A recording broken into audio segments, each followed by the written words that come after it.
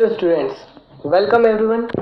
तो आज की क्लास में हम लोग पढ़ने जा रहे हैं salts of oxo acids. Alkaline earth metals के ही ये कंपाउंड्स हैं। तो सबसे पहला है कार्बोनेट्स। तो कार्बोनेट्स में क्या होते हैं? जो अल्कलाइन अर्थ मेटल्स के कार्बोनेट्स होते हैं वो वाटर में इनसोल्यूबल होते हैं, या इसे हम कहें कि स्पेरिंगली सॉल्यूबल होते हैं। मतलब इतनी अच्छी तरीके से नहीं घुल पाते हैं, मतलब थोड़े बहुत घुल जाते हैं। और जो सॉल्युबिलिटी होती है वो एटॉमिक नंबर जैसे जैसे बढ़ता जाता है तो सॉल्युबिलिटी क्या हो जाती है? कम होती जाती है। तो इनका सॉल्युबिलिटी और एटॉमिक नंबर का इन्वर्सली प्रोपोर्शनलिटी का रिलेशन है। अब जो ये कार्बोनेट्स होते हैं इनको अगर हम हीट करें तो CO2 और ऑक्साइड्स में ये ब्रेक हो जाते हैं। मतलब हमें कार्बन डाइऑक्साइड भी मिल जाएगी और उनके ऑक्साइड्स मिल जाएंगे। क्योंकि कार्बोनेट्स जनरली होते क्या है, मतलब कार्बोनेट्स सिंपली आपको ये याद रखना है कि H2CO3 ये क्या होता है? कार्बोनिक एसिड होता है। अगर इस H2 को हटा के हमने अगर BeCO3 कर दिया तो ये बेरिलियम का कार्बोनेट हुआ। मतलब CO3 जो है यहाँ पर ये कार्बोनेट है। अब ये CO3, तो अब अगर ये ब्रेक होगा तो हमको पता है कि एक तो ये मेटल ऑक्साइड बना देगा और CO2 निकलेगा, क्योंकि CO2 तो निकल गया और एक O किसके साथ जुड़ गया? अगर बेरिलियम की अगर हम बात करें तो BeO बन गया, तो मेटल ऑक्साइड बन गया। ठीक है। अब जो बेरिलियम कार्बोनेट होता है BeCO3 वो अनस्टेबल होता है, इसीलिए उसको CO2 के एटमॉस्फेयर में रखा जाता है। जो थर्मल स्टेबिलिटी होती है कार्बोनेट्स की वो कैटायनिक साइज बढ़ने के साथ साथ बढ़ने लगती है। मतलब जितना बड़ा कैटायन होगा उतनी उसकी थर्मल स्टेबिलिटी बढ़ जाएगी। किनकी? कार्बोनेट्स की। क्लियर होता है?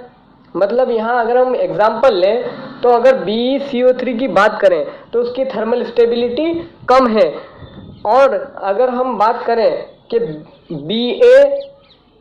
BaCO3 मतलब बेरियम कार्बोनेट की अगर हम बात करें तो उसकी स्टेबिलिटी काफ़ी ज़्यादा होती है, क्योंकि उसका कैटायंस जो बनने वाला कैटायंस है उसकी साइज बढ़ गई है, तो थर्मल स्टेबिलिटी भी क्या हो जाएगी? बढ़ जाएगी। अब बात करते हैं हम सल्फेट्स के बारे में। तो सल्फेट्स जो होते हैं वाइट सॉलिड होते हैं और ये हीट के टुवर्ड काफ़ी स्टेबल होते हैं। अब जो BeSO4 और MgSO4 हैं वो वाटर में काफ़ी रेडिली सॉल्यूबल हो जाते हैं। क्यों रेडिली सॉल्यूबल हो जाते हैं? क्योंकि इनसे जो बनने वाले आयन है Be2 पॉजिटिव और Mg2 पॉजिटिव, उनकी हाइड्रेशन एनर्जी क्या होगी? काफ़ी ज़्यादा होगी। काफ़ी ज़्यादा क्यों होगी? क्योंकि Be2 पॉजिटिव और Mg2 पॉजिटिव का जो साइज अगर हम देखें तो वो काफ़ी छोटा है। अदर मेटल्स से अगर हम कंपेयर करें तो वो काफ़ी छोटा है। तो छोटा है तो उनकी हाइड्रेशन एंथैल्पी ज़्यादा हो जाएगी, इजीली वो वाटर मॉलिक्यूल को अट्रैक्ट कर पाएंगे। और इसी कारण हाइड्रेशन एनर्जी ज़्यादा होने के कारण इनके जो सल्फेट्स होते हैं वो वाटर में सॉल्यूबल हो जाते हैं, इजीली सॉल्यूबल हो जाते हैं। इसलिए यहाँ पे हमने लिखा रेडिली सॉल्यूबल इन वाटर। अब अगर सॉल्युबिलिटी की बात करें तो वो एटॉमिक नंबर के बढ़ने के साथ साथ कम होने लगती है। मतलब वही बात आ रही है कि सॉल्युबिलिटी और एटॉमिक नंबर का इन्वर्सली प्रोपोर्शनलिटी का रिलेशनशिप मिलता है हमको यहाँ देखने को। अब हम बात करते हैं नाइट्रेट्स के बारे में।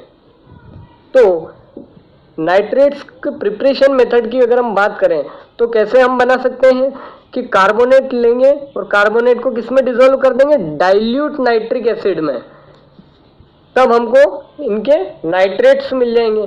तो मैग्नीशियम का नाइट्रेट अगर हम देखें तो वो जब क्रिस्टलाइज होता है तो वो किस फॉर्म में क्रिस्टलाइज होता है? MgNO3 whole twice dot 6H2 मतलब 6 वाटर मॉलिक्यूल के साथ। और अगर हम BaNO3 का होल 2 मतलब बेरियम नाइट्रेट की अगर हम बात करें तो वो क्रिस्टलाइज होता है एनहाइड्रस सॉल्ट के फॉर्म में। तो हम ये बोल सकते हैं कि जो हाइड्राइड कि यहाँ पे क्या हो रहा है कि जैसे Mg डाउन दी ग्रुप अगर हम जा रहे हैं तो यहाँ पे हाइड्रेशन इनका कम होता जा रहा है, क्योंकि साइज भी तो बढ़ रहा है, तो वो वाटर मॉलिक्यूल को अट्रैक्ट नहीं कर पा रहा है। ये बात तो यहाँ से भी क्लियर हो रही है। और अगर हम बात करें कि हाइड्राइड फॉर्मेशन टेंडेंसी, तो वो हाइड्रेशन एंथैल्पी के बढ़ने के साथ साथ बढ़ती जाती है। और हाइड्राइड फॉर्मेशन जो टेंडेंसी होती है वो साइज बढ़ने के साथ कम होती है। क्यों? क्योंकि साइज जैसे बढ़ी तो उसकी हाइड्रेशन एंथैल्पी क्या हो गई? कम हो गई। और हाइड्रेशन एंथैल्पी कम मतलब कि हाइड्राइड फॉर्मेशन टेंडेंसी भी कम। अब यहाँ पे हमको सारी बातें क्लियर हो चुकी हैं। अब एक छोटी सी बात बची है यहाँ पर कि अगर हम इन मेटल नाइट्रेट्स को हीट करें तो ये क्या होते हैं, इनके ऑक्साइड्स में ब्रेक हो जाते हैं। ये इनके ऑक्साइड्स में ब्रेक हो जाते हैं, NO2 और O2 भी ये देते हैं। बस हमको यहाँ पे इतनी ही बात करनी थी।